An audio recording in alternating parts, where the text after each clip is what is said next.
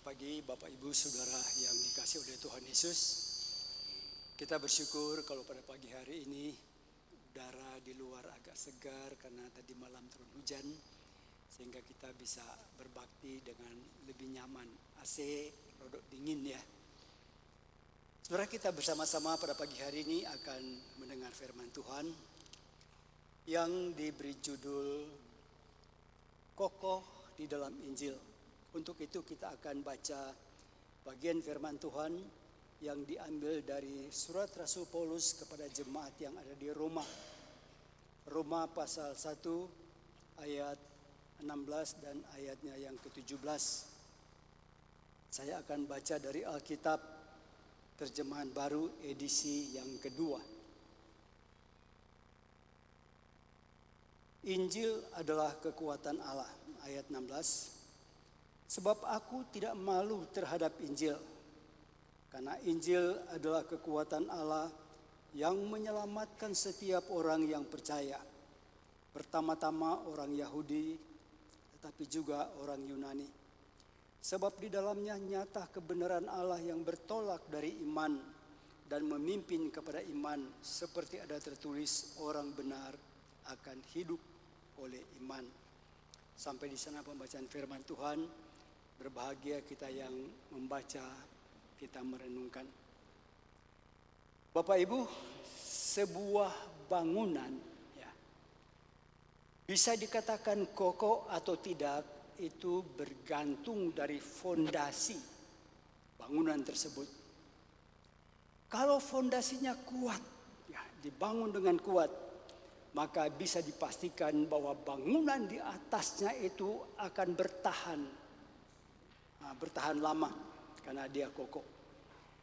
Tetapi sebaliknya, kalau fondasi dari bangunan itu tidak kuat, maka bisa dipastikan juga bangunan di atasnya tidak bisa bertahan lama dan mungkin akan cepat roboh.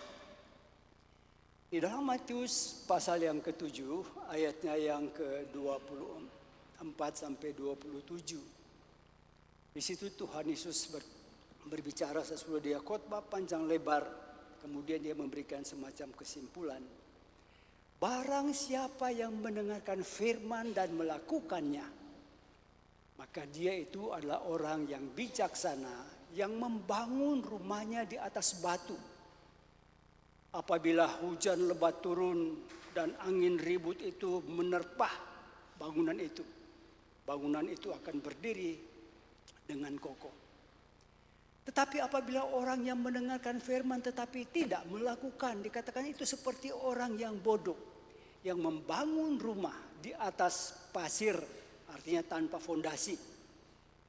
Pada waktu hujan lebat turun dan angin lebat menghantam rumah itu, maka rumah itu akan roboh karena tidak punya fondasi. Nah, Bapak Ibu Saudara yang dikasihi Tuhan Yesus,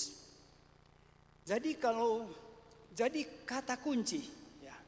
Jadi kata kunci dari hal tersebut ada terletak pada fondasinya. Bangunan yang kokoh dia akan berdiri teguh kalau fondasinya kuat. Saya mungkin pernah bercerita, saya lupa ya, bercerita di tempat ini, tapi saya mau bicara. Satu kali saya dengar khotbah seorang pendeta, dia punya pengalaman dalam khotbah, dia bercerita. Dia katakan dia itu membangun dapur. Ya. Lalu dia coba tanya teman-teman, siapa kira-kira tukang yang bagus ya. Lalu ada info, ya, ada rekomendasi. Oh, si tukang itu loh, kasih nomor telepon. Wapi wonge. Ya. Si pendeta ini tertarik, dia telepon, datang, kemudian akhirnya dia tunjukkan. Jadi dapur ini sekian kali sekian, ya. Saudara, begitu sudah akur soal harga, kemudian si tukang ini mulai kerja, dia gali lubang, fondasi, kemudian si pendeta itu tinggalkan dia di rumah lagi persiapan khotbah, saudara. Dia tidak berapa lama lagi kemudian si pendeta itu keluar, dia lihat pekerjaan dari si tukang itu. Dia kaget, wah hebat sekali tukang saya, tidak salah saya pilih dia. Dia begitu cepat bangun fondasi, sekarang sudah kurang lebih hampir 1 meter bangunan yang dia bangun. Dia masuk lagi, siap khotbah. Tidak lama dia keluar lagi, dia kaget. Waduh, hebat. Sudah hampir 2 meter bangunan yang dibangun. Cepat sekali. Dia masuk. Tapi belum sampai masuk kamar, tiba-tiba dia dekat. Wah, pendeta ini kaget. Cepat-cepat keluar, dia lihat. Bangunan itu hancur, saudara. Pendeta ini pikir ada apa? Dia coba teliti. Ternyata si tukang ini curang, saudara. Fondasi sekalipun cuma dapur, tapi cuma cendek gini. Kemudian dia begitu cepat bangun di atasnya hampir 2 meter. Tidak kuat fondasinya ini menahan bangunan itu, kemudian akhirnya hancur. Saudara, demikian juga dengan iman percaya kita. Ya. Kalau fondasi iman percaya ini kita bangun di atas dasar batu karang yang teguh, yakni Kristus Yesus, maka bangunan iman percaya kita ini akan kokoh. Meskipun kita itu akan menghadapi berbagai macam tantangan, tetapi Kristus Tuhan dengan Injilnya akan menopang hidup kita, sehingga kita bisa bertahan menghadapi tantangan dan kesulitan dalam hidup kita. Tetapi kalau kita membangun iman percaya kita di atas dasar yang lain, ya, saya katakan di atas dasar yang lain, maka bangunan iman percaya kita itu akan rapuh. Apabila datang tantangan, cobaan, ya, ajaran-ajaran yang lain yang akan mengombang-ambingkan iman percaya kita. Dan mungkin satu waktu kita juga akan hancur. Kita mungkin pernah mendengarkan cerita ada orang yang terpaksa dia itu meninggalkan gereja. Sekian lama dia sudah bergereja, akhirnya dia meninggalkan gereja itu, dia pergi dan tidak kembali lagi. Gara-gara karena dia itu satu waktu diajak temannya, ayo datang ke gerejaku. Di gerejaku itu hamba-hamba Tuhan itu hebat-hebat, mereka itu berkhotbah. Datang, kamu dengar. Tertarik si orang ini. Nah, memang dia datang di gereja itu, dia lihat pendetanya itu lagi khotbah. Mengajarkan kalau kita percaya kepada Tuhan Yesus, hidup kita itu akan berhasil. Kita akan diberkati. Usaha kita, studi kita dan sebagainya, kita akan hidup dalam berkelimpahan. Memang si pendeta itu berkhotbah luar biasa. Dia pandai, karena dia seorang orator. Dia pandai menawan hati setiap pendengar. Sehingga orang ini tertarik. Minggu berikut dia datang ke gereja, dia dengar khotbah. Ya. Tapi sesudah berapa waktu lamanya, dia itu merasakan bahwa hidupnya itu tidak ada perubahan apa-apa. Pancet hai kata orang Jawa. Ya begitu-begitu aja. Dia merasa bahwa janji-janji tentang berkat yang dijanjikan, yang dikatakan oleh pendeta itu tidak pernah nyantel dalam hidupnya. Malah justru keadaan ekonominya semakin menurun. Akhirnya dia tinggalkan gereja itu dan dia tidak lagi percaya kepada Tuhan Yesus. Dia merasa dia itu tertipu, saudara. Nah, Bapak Ibu yang dikasih oleh Tuhan Yesus, ini namanya bangunan iman yang dibangun di atas dasar yang lain, bukan dasar Kristus dan Injilnya.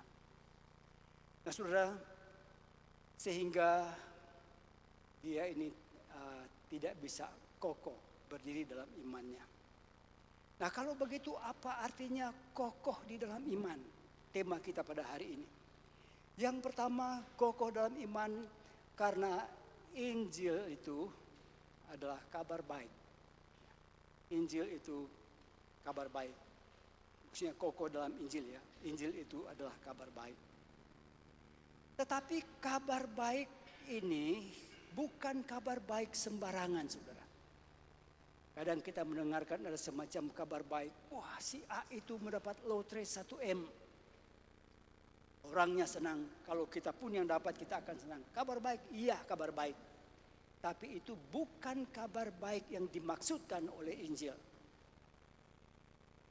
Seorang tua yang sudah lama menyekolahkan anaknya dari SD, SMP, SMA sampai perguruan tinggi.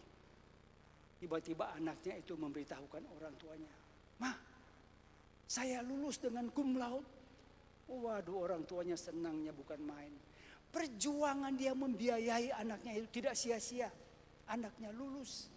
Itu kabar baik bagi orang tua. Tapi itu bukan kabar baik yang dimaksudkan oleh Injil. Nah, kabar baik yang dimaksudkan oleh Injil yakni kabar baik yang diinisiasi oleh Allah. Ya. Artinya Injil yang diprakarsai oleh Allah atau yang berasal dari Tuhan Allah sendiri. Roma 1 ayat 1 dikatakan begini. Dari Paulus, hamba Kristus Yesus yang dipanggil menjadi rasul dan dikhususkan untuk memberitakan Injil Allah, ya, yakni untuk memberitakan Injil Allah. Nah, saudara, kita perhatikan kata Injil Allah. Artinya Injil Allah, Injil yang berasal dari Allah atau kabar baik yang berasal dari Allah. Nah, kabar baik yang berasal daripada Allah ini sudah digagas, sudah digaungkan oleh Allah itu jauh-jauh hari sebelum kedatangan Kristus. Jadi jauh hari sebelum kedatangan Kristus, Allah itu sudah menggaungkan tentang kabar baik atau Injil itu kepada umat manusia. Kita bisa lihat itu di dalam kitab nabi-nabi, dan khususnya kita akan lihat pada pagi hari ini dari Yesaya pasal yang ke-61. Yesaya 61, kita akan baca ayat 1 dan 2. Sekali lagi saya baca dari terjemahan baru edisi yang kedua, dikatakan begini. Kabar baik dari Sion. Roh Tuhan Allah ada padaku, karena Tuhan telah mengurapi aku. Ia telah mengutus aku untuk menyampaikan kabar baik kepada orang-orang sengsara dan merawat orang-orang yang remuk hati, untuk memberitakan pembebasan kepada orang-orang tawanan dan kelepasan dari penjara kepada orang-orang yang terkurung, untuk memberitakan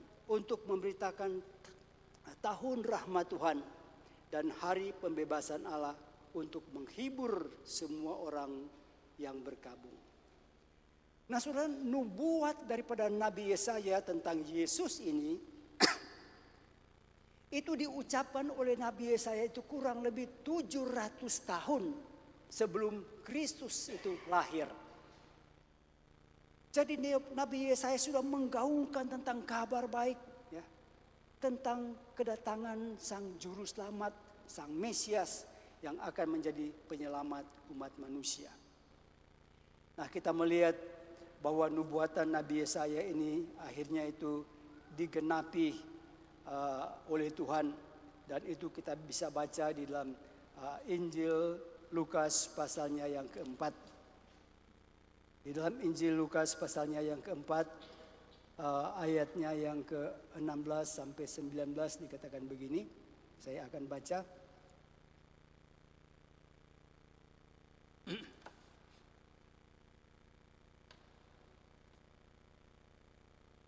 Ia datang ke Nazaret, tempat dia dibesarkan, dan menurut kebiasaannya pada hari Sabat dia masuk ke rumah ibadat lalu berdiri untuk membaca.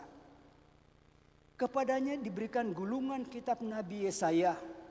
Dia membukanya dan menemukan nas di mana tertulis, Roh Tuhan ada padaku, karena ia telah mengurapi aku untuk menyampaikan kabar baik kepada orang-orang miskin.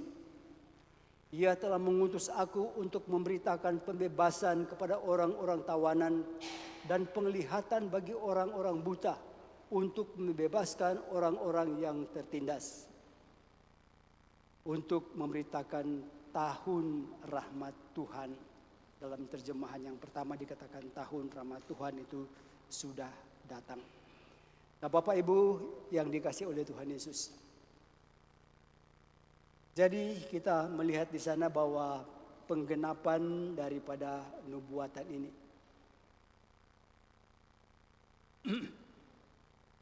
Nah, yang menarik perhatian kita kalau kita baca ayat 19.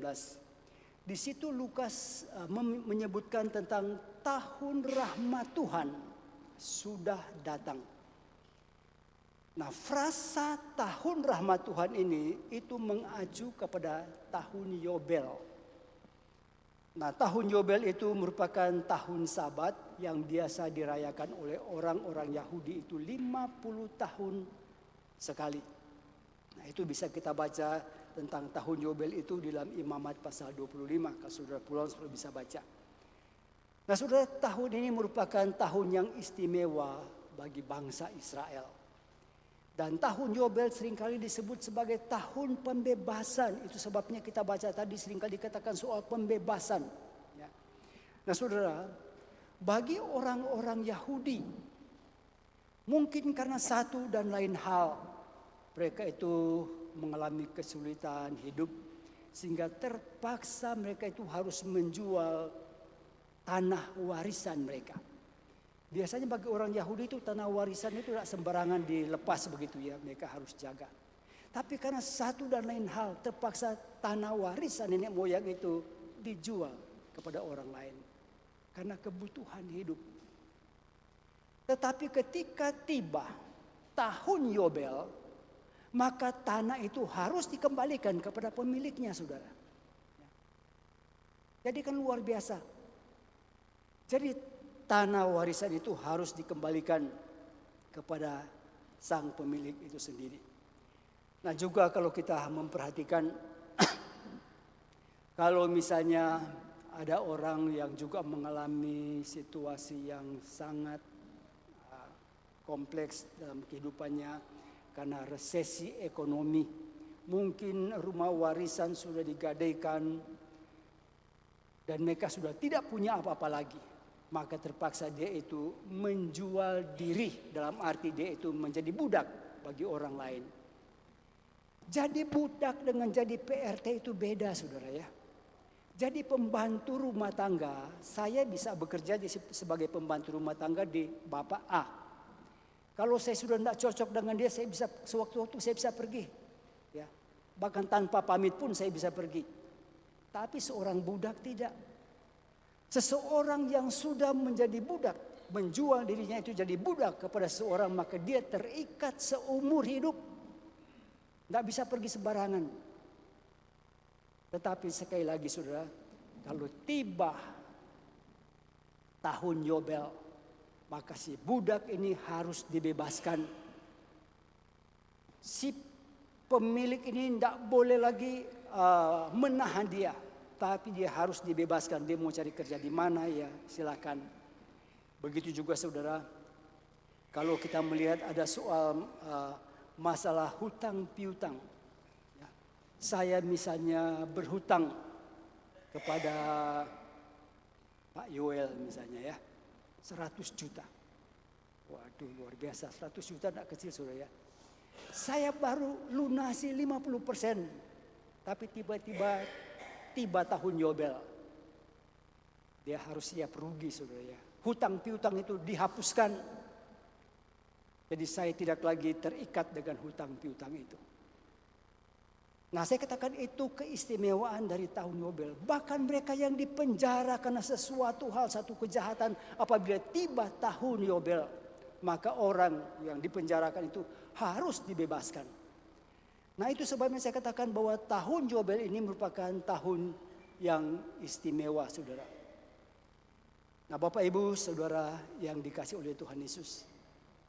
Yang menarik kita perhatikan juga di pasal yang keempat dari Injil Lukas, kemudian ayat 21. Sesudah Tuhan Yesus membacakan dari kitab Nabi Yesaya itu, ayat 21 dikatakan, pada hari ini genaplah nats ini ketika kamu mendengarnya. Jadi Tuhan Yesus itu membacakan kabar baik bagi orang-orang Yahudi pada waktu itu. Sesudah itu dia sambut dengan pernyataan, hari ini genaplah apa yang dikatakan oleh nats dari perjanjian lama itu. Dengan mengatakan demikian, Tuhan Yesus ingin mencoba untuk membuka mata hati daripada orang-orang Yahudi pada waktu itu. Bahwa nubuatan Nabi Yesaya tentang kedatangan Mesias, Sang Juru Selamat dunia, dikatakan sekarang sudah digenapkan ketika kamu mendengarkan apa yang dibacakan itu. Bapak Ibu yang dikasihi oleh Tuhan Yesus. Jadi kita melihat di sini bahwa kabar baik yang sudah digaungkan jauh-jauh hari. Kabar baik tentang kedatangan Juru Selamat Sang Mesias dikatakan sudah digenapkan ketika Yesus itu datang. Dia datang sebagai penebus untuk membebaskan orang-orang yang terikat oleh dosa. Yang kedua, artinya kokoh di dalam Injil. Kokoh dalam Injil itu artinya Injil itu dikatakan sebab Injil itu adalah kekuatan Allah untuk menyelamatkan. Injil adalah kekuatan Allah untuk menyelamatkan. Saudara, tidak bisa disangkal bahwa setiap manusia siapapun dia itu selalu membutuhkan keselamatan itu di dalam hidupnya. Sadar atau tidak, seseorang itu sebenarnya itu membutuhkan keselamatan. Mungkin pada waktu hidupnya berjalan lancar, sepertinya dia tidak butuh itu, tidak pernah mikir soal keselamatan. Tapi begitu tiba-tiba itu menghadapi sebuah masalah yang besar, mungkin nyawanya akan melayang. Waktu itulah dia baru berpikir, Tuhan tolong saya. Dia cari Tuhan, panggil Tuhan. Saya dengar kisah beberapa kali orang-orang di pesawat. Begitu pesawat itu mengalami mengalami goncangan di udara, orang-orang ini pada ketakutan, teriak, Tuhan tolong, Tuhan. Dulu orang-orang itu kayaknya tidak percaya Tuhan, tapi begitu mereka menghadapi ancaman yang besar terhadap hidup mereka, baru mereka coba panggil Tuhan untuk menyelamatkan. Jadi saya katakan setiap orang pada dasarnya itu ada sebuah kebutuhan akan dirinya tentang keselamatan hidup dalam hidupnya. Itu sebabnya saya ingin katakan saudara bahwa setiap bangsa, setiap komunitas masyarakat, entah itu komunitas kecil atau yang besar, ada di kota, di desa atau di pedalaman, masing-masing mereka itu mempunyai sebuah konsep agama. Ya, mereka punya konsep agama masing-masing. Nah, di dalam konsep agama itu ada sebuah keyakinan dalam hidup mereka, apapun nama agama mereka. Ada sebuah keyakinan di mana mereka percaya bahwa adanya Tuhan dalam setiap agama, adanya Tuhan atau adanya Allah. Meskipun konsep mereka tentang Allah, konsep mereka tentang Tuhan itu masih kabur atau mungkin ngawur, tetapi selalu ada konsep tentang Tuhan.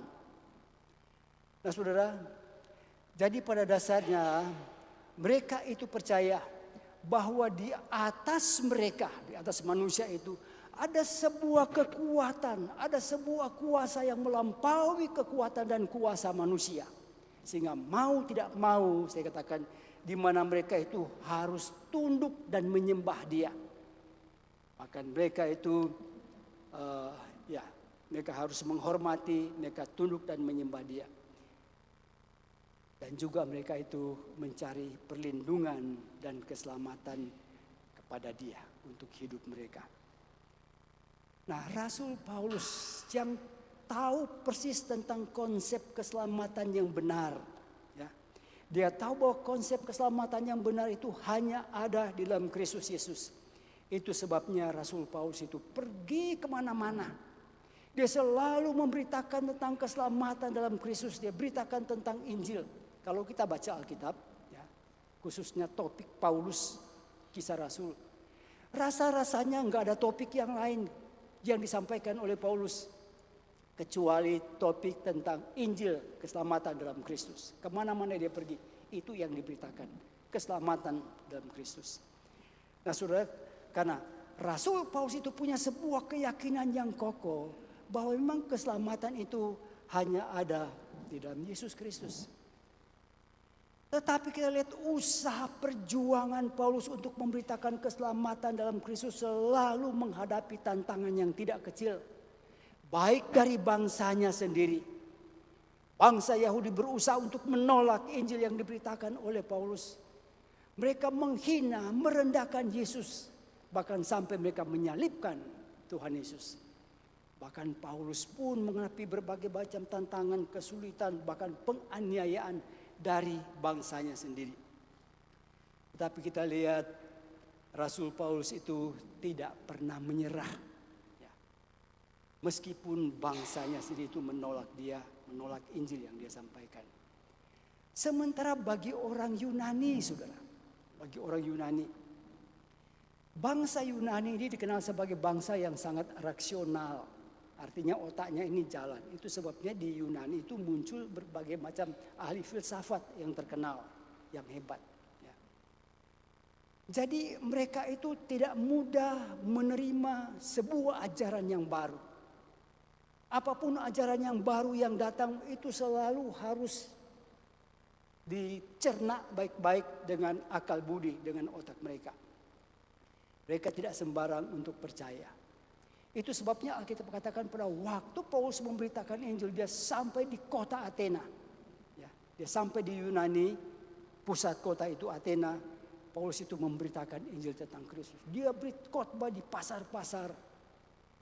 Rupanya ada tokoh-tokoh orang Yunani ini merasa ini kok ada sebuah ajaran yang baru. Dan mereka tuh kepingin tahu. Mereka undang Paulus supaya Paulus itu berbicara di Areopagus. Areopagus itu sebuah gedung, semacam gedung pertemuan. Di situ tempat di mana mereka itu berdiskusi, berdebat. Pokoknya ajaran baru itu panggil ngomong di situ, kemudian mereka diskusi, berdebat. Paulus datang. Setelah di Areopagus itu dikasih podium semacam ini, kemudian Paulus mulai bicara. Paulus itu mulai bertolak dengan dikatakan saya sudah mengunjungi kota-kota kalian, di mana-mana saya temukan ada banyak kuil. Dan ada satu kuil yang dia temukan, di sana ada bertuliskan kepada Allah yang tidak kami kenal. Nah, kepada Allah yang tidak kamu kenal itulah yang saya beritakan kepada kamu. Paulus mulai memberitakan Injil panjang lebar. Tapi begitu sampai pada kalimat Yesus yang mati dan bangkit kembali, langsung buyar pertemuan itu. Mereka ngenyek Paulus. Alah, orang semacam begini, berita macam itu omong kosong. Berita kebangkitan bagi mereka itu hanya mitos. Kebangkitan itu hanya merupakan fiksi, ya, itu kebohongan. Sebab konsep orang Yunani, orang yang sudah mati sudah selesai. Tidak ada lagi kebangkitan. Itu irasional, tidak masuk akal. Ya, itu orang Yunani karena mereka itu selalu dipikirkan dengan otak mereka. Yang tidak masuk dalam akal budi itu dibuang. Nah, Bapak Ibu, saudara yang dikasih oleh Tuhan Yesus. Jadi buyar pertemuan, sekalipun ada beberapa orang sedikit yang percaya kepada Tuhan Yesus dalam pemberitaan Injil Paulus. Tetapi pada yang lain mereka itu meninggalkan. Mereka itu ngenyek, ini berita macam begini saya sudah tidak masuk di akal, ditinggal. Sementara bagi orang-orang Romawi, saudara. Orang Romawi dikenal sebagai orang-orang yang angkuh, sombong, orang Romawi ini. Karena Romawi ini itu memang merupakan sebuah kekaisaran yang besar. Ya. Bayangkan mulai dari Italia, dijajah itu sampai masuk ke daerah Asia. Ya. Masuk di daerah Arab, kemudian turun di Suria, Lebanon, Israel sampai ke Mesir. Pokoknya itu kekaisaran Romawi itu luar biasa besar. Itu sebabnya bangsa Romawi itu angkuh. Dia jajah bangsa-bangsa yang lain. Bangsa besar takluk, apalagi cuma bangsa Yahudi. Negara Yahudi itu dari dulu sampai sekarang besarnya cuma sebegitu, saudara ya. Itu sebabnya bangsa Israel ini atau Yahudi itu dikenal sebagai salah satu bangsa yang kecil di dunia ini. Bukan cuma kecil, pada zaman itu bangsa Yahudi itu dikenal sebagai bangsa yang miskin. Zaman itu, saudara ya. Itu sebabnya diremehkan oleh orang Romawi. Apalagi bangsa Yahudi itu bangsa jajahan dari kerajaan Romawi. Itu sebabnya ketika Paulus datang mulai memberitakan Injil kepada orang-orang Romawi, di jajahan Romawi. Mereka tidak menganggap siapa itu anak tukang kayu, orang yang miskin itu. Orang yang sudah kami salibkan di atas kayu salib.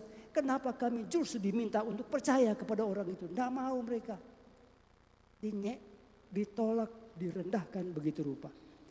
Saudara, mungkin kalau saya dan saudara memberitakan Injil gitu ditolak sana sini ya udah menyerah Yesus. Paulus tidak. Sekalipun pemberitaan tentang Injil itu ditolak oleh bangsanya, ditolak oleh orang Yunani, ditolak oleh orang Romawi. Tetapi ayat 16 Paulus katakan begini, aku tidak malu terhadap Injil. Wah, luar biasa. Dia itu tidak malu, dia tidak minder sekalipun di mana-mana dia ditolak, merendahkan berita yang disampaikan. Tapi dikatakan aku tidak malu terhadap Injil. Bahkan disambung lagi ayat 16. Karena Injil itu adalah kekuatan Allah untuk menyelamatkan setiap orang yang percaya. Itu keyakinan yang kokoh dari Paulus.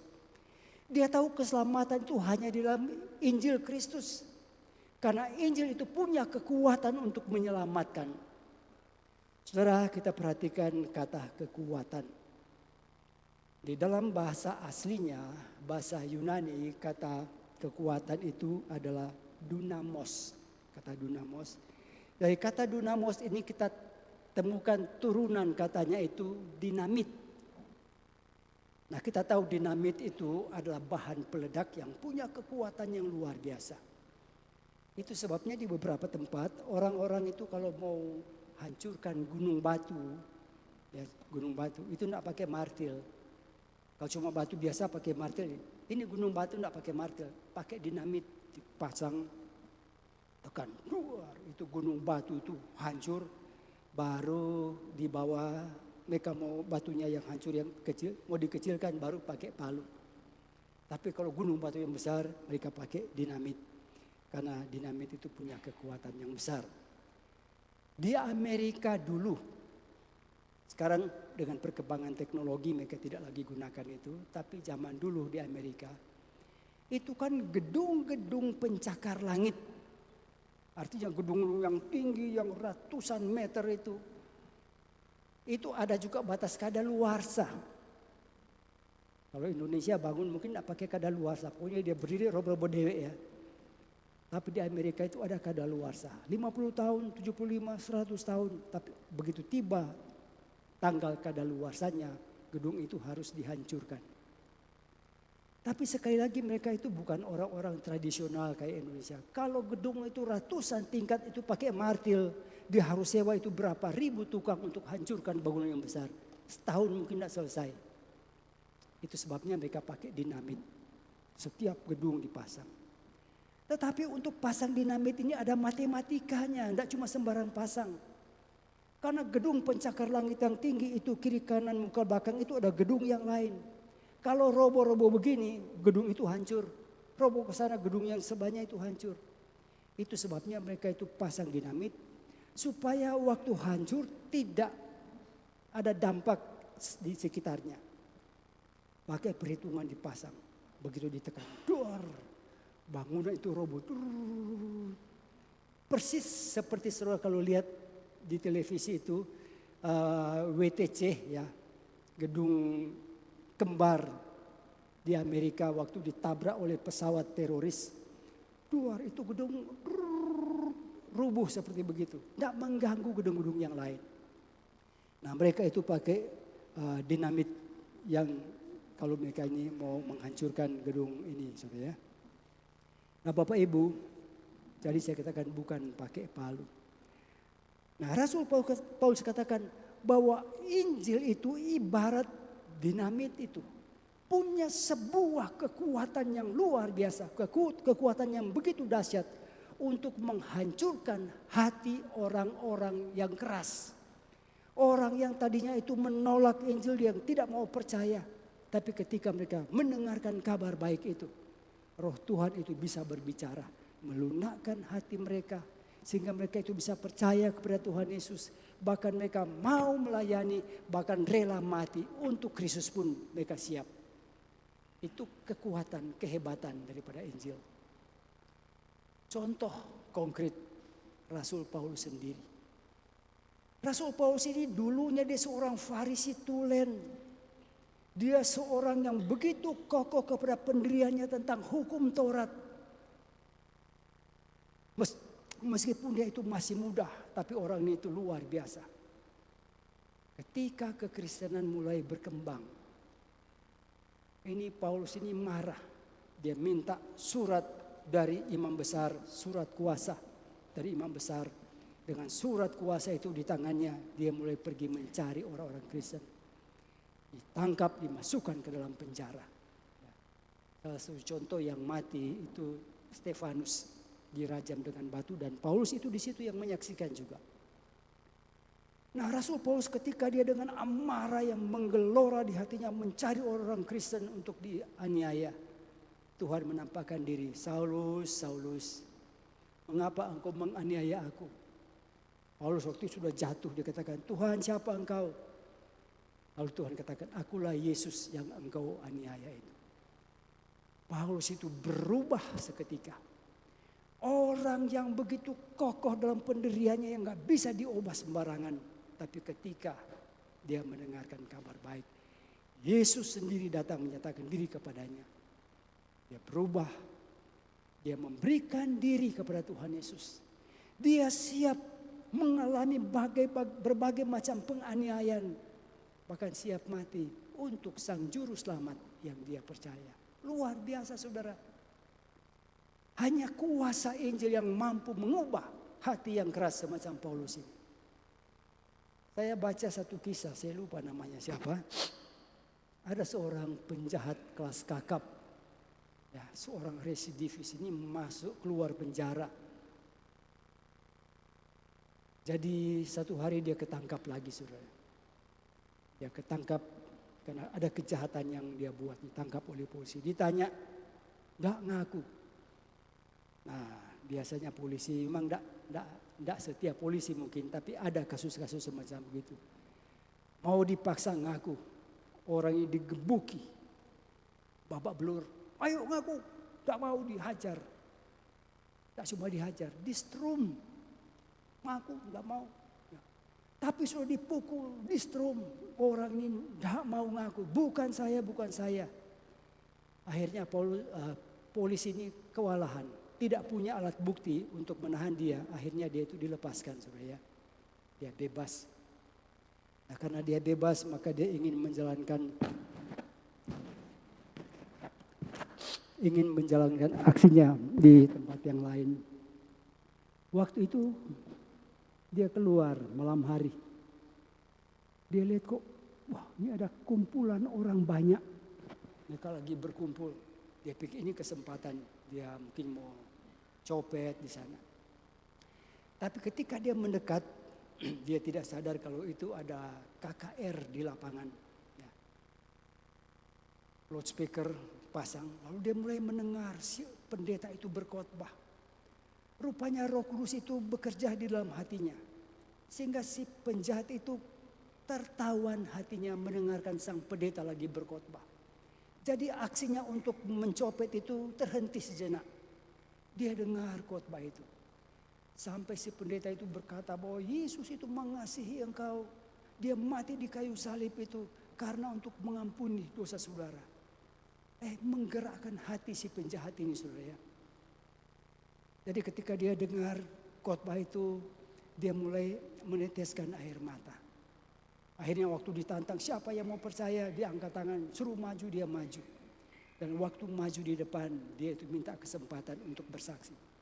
Tanpa dipukul, kalau yang tadi digebuki habis-habisan oleh polisi di strom, dia nak mengaku. Ini tidak di strom, tidak dipukul. Dia ngaku dewek kejahatan-kejahatannya, apa yang dilakukan. Saudara, itu kuasa Injil. Kuasa Injil itu mampu untuk mengubahkan hati yang keras seperti apapun. Karena di dalam Injil itu, di situ kuasa Tuhan itu dinyatakan. Yang terakhir, yang ketiga, kokoh di dalam Injil. Sebab Di dalam Injil, kata Paulus, nyata kebenaran Allah yang bertolak dari iman kepada iman. Seperti ada tertulis, orang benar hidup itu karena iman. Bapak Ibu, dalam sebuah pengadilan, apabila seorang terdakwa ya, yang ingin dibebaskan karena dia merasa dia itu tidak bersalah, dia tidak melakukan kejahatan apapun, tapi kemudian ditangkap oleh polisi, dibawa ke pengadilan. Maka ketika dia ingin membenarkan diri di hadapan hakim, minta dia dibebaskan, maka mau tidak mau dia itu harus mengumpulkan sejumlah alat bukti. Dia harus mengumpulkan sejumlah saksi nanti untuk dipakai di dalam pengadilan supaya dia itu bisa dibebaskan. Pertama tentunya dicari pengacara dulu, supaya pengacara itu bisa membantu menolong dia, ya, supaya nanti bisa dia pengacara bisa menolong supaya bisa membebaskan dia. Tidak cuma itu, tetapi mungkin juga dia cari saksi-saksi. Siapa kira-kira orang yang melihat pada waktu peristiwa itu terjadi di TKP? Ya. Dia minta orang-orang ini supaya jadi saksi. Apakah saya ada di situ? Apakah orang-orang yang di sekitar itu melihat bahwa dia yang melakukan atau tidak? Dia minta saksi-saksi ini membantu dia supaya dia itu bisa dibebaskan. Nah, bukan cuma itu, tapi dia juga minta saksi-saksi ahli. Ya, orang-orang yang punya kompetensi untuk bisa membantu secara hukum supaya dia itu bisa dibebaskan, dibenarkan. Karena memang dia tidak melakukan itu semua. Tidak cuma itu, saudara. Dia mungkin cari alat bukti yang lain, CCTV. Kalau ada CCTV di TKP, ya, dia minta supaya CCTV itu diambil. Supaya dibuka di pengadilan, supaya nanti dari CCTV itu nanti akan kelihatan. Apakah di tempat itu kelihatan dia itu ada di situ, apakah dia itu melakukan atau tidak. Bahkan juga sekarang itu Pak HP biasa disita oleh polisi. Seorang penjahat biasanya melakukan kejahatan tidak sendiri, mungkin ada konco.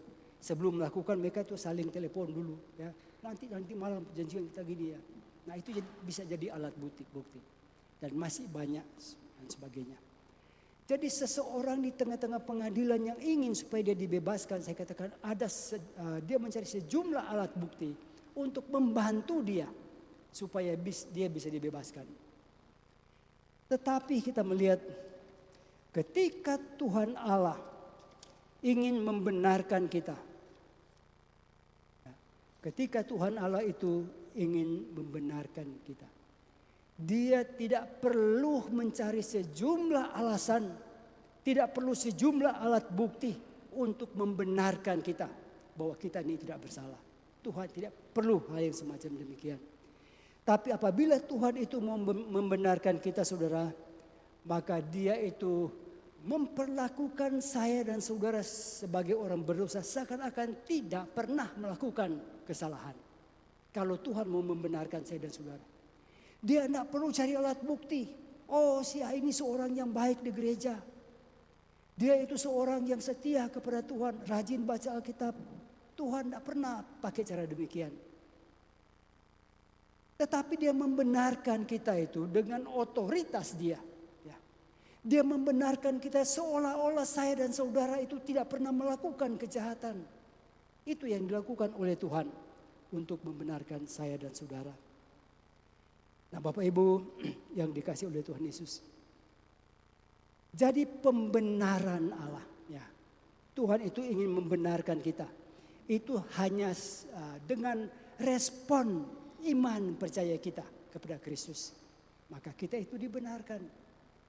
Jadi bukan karena sejumlah kebaikan, bukan karena sejumlah bukti yang menunjukkan bahwa saya ini orang baik baru Tuhan mau bebaskan kita. Nah, tetapi hanya karena iman kita kepada Kristus, maka Tuhan membenarkan kita. Itu sebabnya Paulus katakan bahwa kebenaran di dalam Injil itu nyata kebenaran Allah yang bertolak dari iman kepada iman. Seperti ada tertulis, orang benar hidup hanya karena iman. Saudara, pernyataan daripada Rasul Paulus ini itu sangat bertolak belakang, bertentangan dengan konsep Taurat. Kalau Taurat itu mengajarkan bahwa seseorang itu dibenarkan karena dia melakukan hukum Taurat. Ya. Roma pasal 2 ayat 13 sudah bisa baca. Orang yang dibenarkan oleh Allah dikatakan dalam perjanjian lama itu karena dia melakukan hukum Taurat. Tapi pertanyaan, siapa yang mampu? Adakah seorang yang mampu dibenarkan karena dia melakukan hukum Taurat, melakukan bermacam-macam kebajikan? Tidak ada. Karena bagaimanapun kita selalu akan temukan di dalam hidup kita, itu ada semacam perjuangan yang besar, ya, antara kebaikan dan kejahatan. Sifat kedagingan kita dengan keinginan roh ada di dalam diri kita itu selalu berantem satu dengan yang lain. Setiap kali ada keinginan kita untuk berbuat baik, Paulus katakan sebelum kita melakukan yang baik, yang jahat datang. Sehingga akhirnya kita melakukan hal yang jahat. Itu sebabnya kebenaran itu kalau harus didasarkan dengan perbuatan, tidak ada seorang pun yang bisa, saudara. Tidak ada seorang pun yang bisa dibenarkan. Karena perbuatan kita tidak bisa. Sehingga Tuhan Allah pun sadar, dia tahu bahwa tidak ada seorang manusia yang bisa dibenarkan karena berbuat baik. Itu sebabnya Tuhan berikan sebuah solusi. Dia berikan jalan keluar melalui Injilnya. Solusinya supaya kita diselamatkan itu melalui Injil Kristus. Kita respon dengan iman. Yohanes 3 ayat 16 mengatakan, karena begitu besar kasih Allah akan dunia ini, sehingga diberikan Yesus Kristus datang ke dalam dunia. Barang siapa percaya kepadanya, dia itu akan diselamatkan. Itulah Injil, saudara. Ya. Barang siapa percaya kepada Yesus diselamatkan, itulah solusi. Itulah Injil yang dikabarkan oleh Tuhan. Supaya kita percaya dan beriman kepadanya. Saya tutup khotbah saya ini dengan cerita yang saudara sudah pernah dengar tentang Martin Luther. Jadi Martin Luther seorang rahib Katolik pada zamannya. Orang ini bergumul dalam dirinya supaya dia itu bisa menikmati damai sejahtera dari Tuhan. Karena pada zaman itu dalam gereja Katolik itu mengajarkan kalau seseorang mau selamat, dia itu harus berbuat kebaikan. Jadi Martin Luther itu mencoba, dia berusaha bermacam-macam cara untuk berbuat kebaikan. Termasuk dikatakan kamu harus rajin berdoa, rajin puasa. Waduh, Martin Luther ini kalau doa puasa itu makanan sehari-hari, saudara. Dia tanya sini orang katakan kamu harus, dia lakukan semuanya. Tapi tidak pernah ada damai sejahtera. Dia bergumul, dia baca Alkitab. Sampai akhirnya dia temukan Roma pasal 1 ayat 16 dan 17. Dia baca kitab Roma ini. Pasal 1 ayat 16 17. Dia temukan bahwa kita itu dibenarkan hanya karena iman. Roh Tuhan itu berbicara kepadanya. Kemudian terbuka hatinya. Oh, senangnya bukan main. Dia sadar bahwa dia menemukan sebuah kebenaran Injil yang Tuhan nyatakan kepada dia. Pandangan dia ketika membaca kembali Alkitab ini jadi sesuatu yang baru. Dia bersuka cita karena Allah dalam Kristus memberikan sebuah solusi. Hanya di dalam Yesus Kristus kita itu diselamatkan. Saudara, itu sebabnya kita belajar setia kepada Tuhan. Kita tidak perlu bersusah payah untuk mengerjakan sesuatu supaya kita selamat, tidak perlu. Tapi hanya dengan percaya beriman kepada Kristus, maka kita diselamatkan. Itu sebabnya biarlah kesetiaan kita kepada Juru Selamat selalu menginspirasi hidup kita dari hari ke hari sampai kita bertemu dengan Tuhan. Amin. Kita tunduk kepala, kita akan masuk dalam doa. Tuhan Bapa di surga, kami bersyukur karena kami sudah bisa mendengarkan kebenaran Injil Tuhan. bahwa anugerah keselamatan Tuhan sudah karuniakan kepada kami bukan karena usaha dan kebaikan kami, tapi semata-mata hanya oleh kasih setia Tuhan melalui Kristus Yesus. Kami bersyukur kalau di dalam gereja ini kami sudah percaya kepada Engkau sebagai Tuhan dan Juru Selamat. Itu sebabnya biarlah Tuhan kesetiaan kami kepada Engkau untuk mengikut Engkau selalu kami bisa nyatakan dalam hidup kami dari hari lepas hari. Terima kasih, kami juga bersyukur dalam rangkaian ibadah kami pada pagi siang ini, kami juga bersama-sama diundang oleh Tuhan untuk ikut makan dan minum dari meja perjamuan Tuhan. Biar Tuhan Engkau layakkan kami untuk bisa makan dan minum dari meja perjamuan ini. Terima kasih Tuhan, terpuji nama-Mu.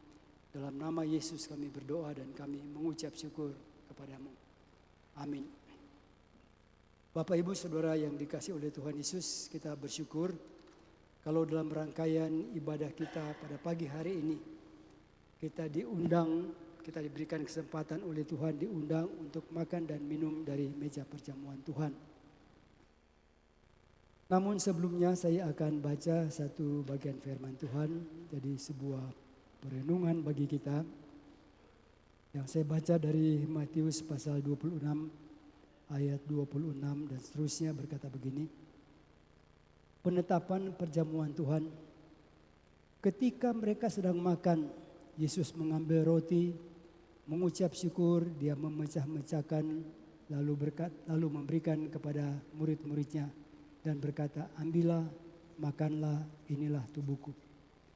Kemudian dia mengambil cawan, mengucap syukur, lalu memberikan kepada mereka dan berkata, minumlah kamu semua dari cawan ini. Sebab inilah darahku, darah perjanjian yang ditumpahkan bagi banyak orang untuk menjadi pengampunan bagi dosa-dosa. Aku berkata kepadamu, mulai sekarang aku tidak akan minum lagi hasil pokok anggur ini sampai pada hari aku meminumnya yang baru bersama-sama dengan kamu di dalam kerajaan Bapakku. Sesudah menyanyikan nyanyian pujian, pergilah Yesus dan murid-muridnya ke Bukit Zaitun. Bapak Ibu Saudara yang dikasihi oleh Tuhan Yesus, makna daripada perjamuan suci. Setiap kali kita makan, minum dari perjamuan Tuhan, kita ingat masa lalu bahwa Yesus Kristus sudah mati untuk menanggung segala dosa kita.